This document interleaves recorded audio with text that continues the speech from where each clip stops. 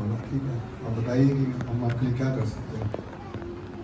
बोले नहीं नहीं सब ठीक है। तो दुख की बात यह है कि हमें संसारिक जीव है ना, हम लोग व्यक्ति के जाने के बाद उसके गुणों का पता लगता है।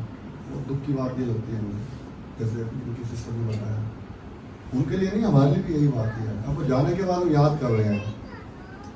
संसारिक जीव है, भौतिक जीव है हम लोग, है ना। साथ में पड़ा हुआ हीरा भी हमको दिखता नहीं है।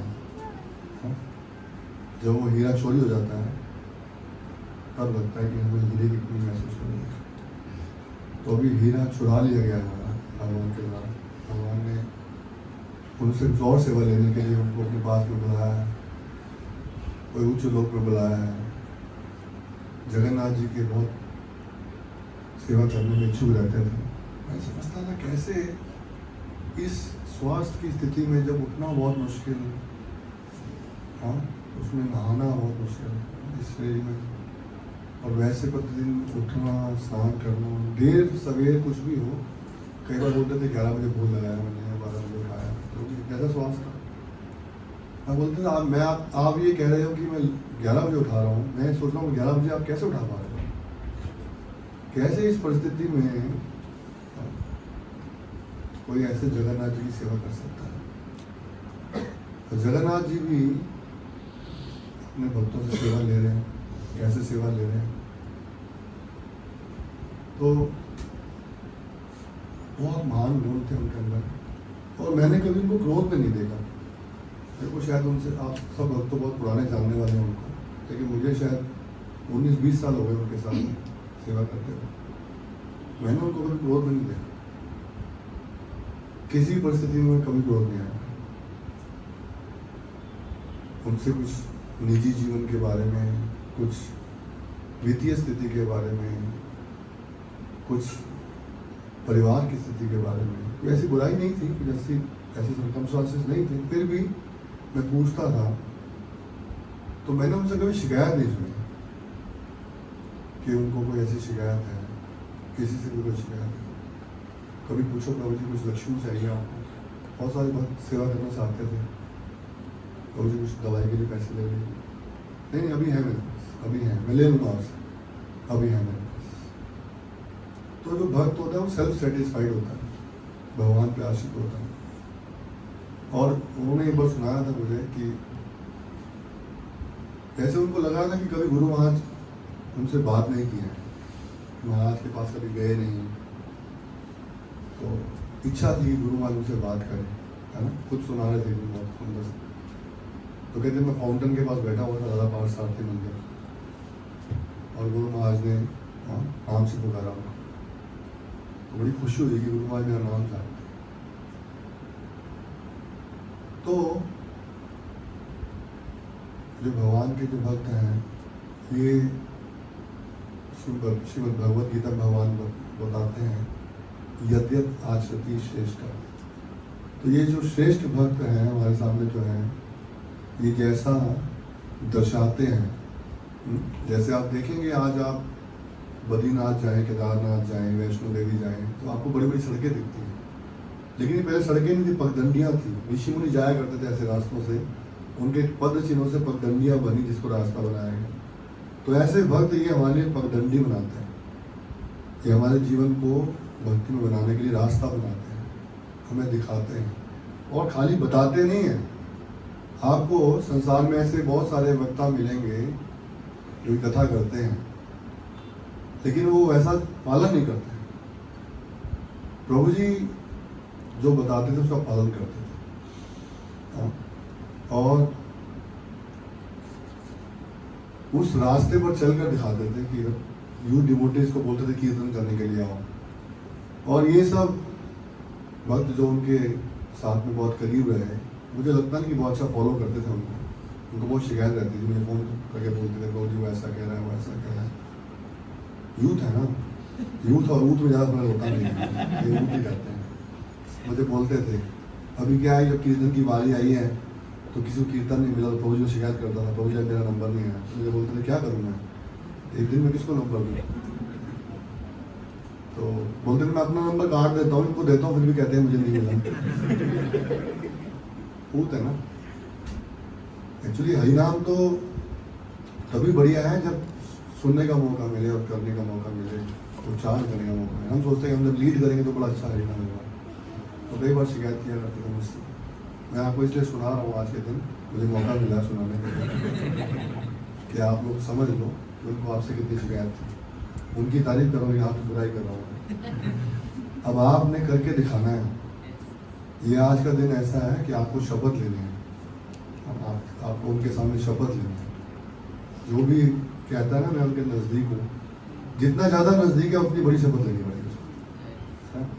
शपथ क्या लेनी है कि जो उन्होंने आपको सिखाया वो आपको पालन करना है। कैसे भी करो, अपने जीवन में जहाँ भी करो, जिस मौके मर्जी करो, जैसे मर्जी करो, लेकिन उनकी आज्ञा का पालन करो। उनकी वॉइस इतनी मधुर थी, कीर्तन की बात नहीं कर रहा, जनरल बात करने में इतना सॉफ्ट स्पोकन था, आवाज़ नहीं आती कई बार क्या बोल रहे हैं, दोबारा सुनना पड़ता है।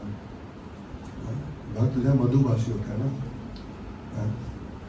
और कई बार परेशान होते थे, लेकिन वो अपने अपने सेहत के लिए या अपने किसी भी कार्य के लिए परेशान कभी नहीं होते थे। वो जब दूसरे भक्त को देखते थे कि वो भक्ति नहीं कर पा रहा है या वो ठीक से नहीं पालन कर पा रहा है, तो वो दुखी होते थे, है ना। तो आप सब जो है अपने मन से धारण करो, जैसे परम पूज्य आदरणीय इंद्र प्रभु नहीं रहे, तो इंद्र प्रभु जाने के बाद भक्तों ने शपथ ली। किसी को उम्मीद नहीं थी कि 24 आवर कीर्तन कितने दिन में चलेगा। कोई सोचता 10 दिन चलेगा, महीना चलेगा, 2 महीने चलेगा, लेकिन कैसे चला कि कुछ भक्तों ने क्या किया, धारण किया, मन के अंदर शपथ लिया। और व्यक्ति को वास्तव में जो प्रसन्न करने की जो स्थिति है ना, यदि आपको किसी को प्रसन्न करना हो तो प्रसन्न करने के लिए उसके सामने तारीफ मत करो, उसके पीछे तारीफ करो, उसके पीछे तारीफ करके उसके दिए हुए वचनों को, आदेशों को पालन करो। तो अभी आप में जितने भी भक्त हमारे प्रिय वसुधा प्रिय प्रभु को प्रसन्न करना चाहते हैं, उनको वो कार्य करने पड़ेंगे। उन्होंने हर किसी को पर्सनल गाइडेंस दिया। वो जो गाइडेंस आपको मिली है, मुझे उसके बारे में पता नहीं है, उसको अपने जीवन में पालन करना। यदि आप उसको पालन करेंगे अपने जीवन में, तो ही जो है आप उनको प्रसन्न कर पाएंगे। इंद्र प्रभु का आविर्भाव होता था, तिरुभाव होता था, प्रभु जी बोलते थे प्रभु जी कीर्तन करें, कीर्तन करें, और आप करना चाहिए। और स्टार्टिंग फेज में जो भक्त बता रहे थे, हम लोग दोनों कीर्तन करने जाया करते थे। प्रभु जी मित्तल में जाया करते थे और मैं कीर्तन किया करता था। तो एक बार एक बड़ा पंडाल प्रोग्राम था मुखर्जी नगर में। प्रभु जी बोले प्रभु जी मुखर्जी नगर में कीर्तन करना है, चले। मैं किसके घर में? बोले पंडाल प्रोग्राम। मैं मतलब हम पंडाल प्रोग्राम कर सकते हैं क्या? बोले प्रभु जी ट्राई करते हैं, चलो कोई बात नहीं। मंदिर से भक्त बुलाने की कोशिश की, नहीं भक्त कोई मिला, तो हम लोग कीर्तन करने चले गए और प्रभु जी ने अच्छा कीर्तन किया। फिर उसके बाद उन्होंने मुझे कहा कि आप कीर्तन करो। तो उनके अंदर एक ऐसी स्पिरिचुअल एनर्जी थी कि वो उनके साथ बैठकर मैं कीर्तन कर लिया करता था पंडाल में। अब तो मैं बाथरूम सिंगर भी नहीं हूँ, पंडाल में कहाँ से कीर्तन करूँगा। तो देखता था कि उनके साथ रहता था तो कर सकता था। जब मैनेजमेंट में चले गए तो कीर्तन उतना नहीं होता है। वो उनमें एक ऐसी आध्यात्मिक शक्ति थी कि वो किसी से कुछ कार्य करवा सकते थे, और वो आध्यात्मिक शक्ति के साथ में प्रेम था।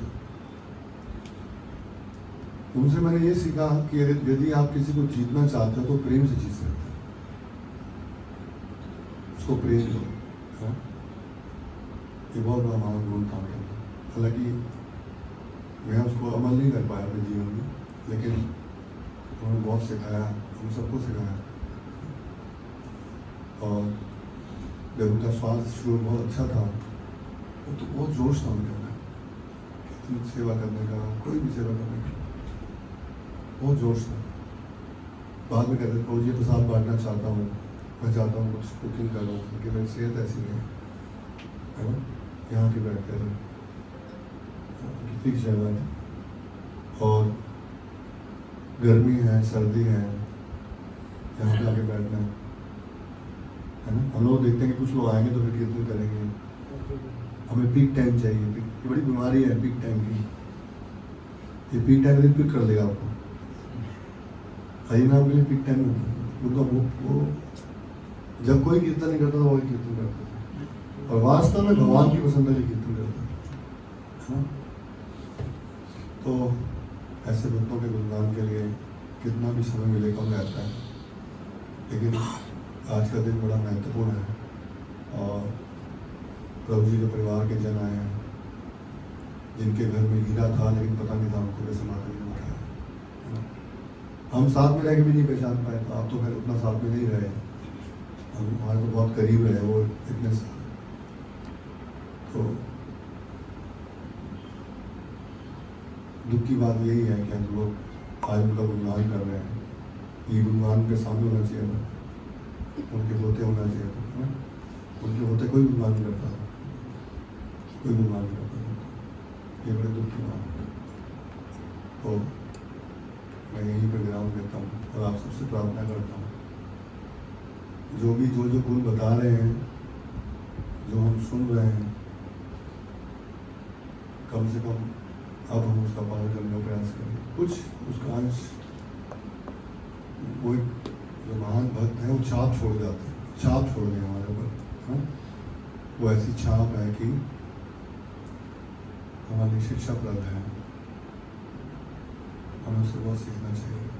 बहुत सारे भक्त हैं जो बताएंगे जिनके बहुत करीब रहे। मैं तो मैनेजमेंट के कारण बहुत ज़्यादा उनसे बात नहीं कर पाता था। कई भक्त जिनके साथ बहुत करीबी उनका रिलेशन था, तो मैं चाहता हूँ कि वो अपने निजी अनुभव का वर्णन करें और हम लोगों को उनके बारे में और अधिक बताएं। हरे कृष्ण।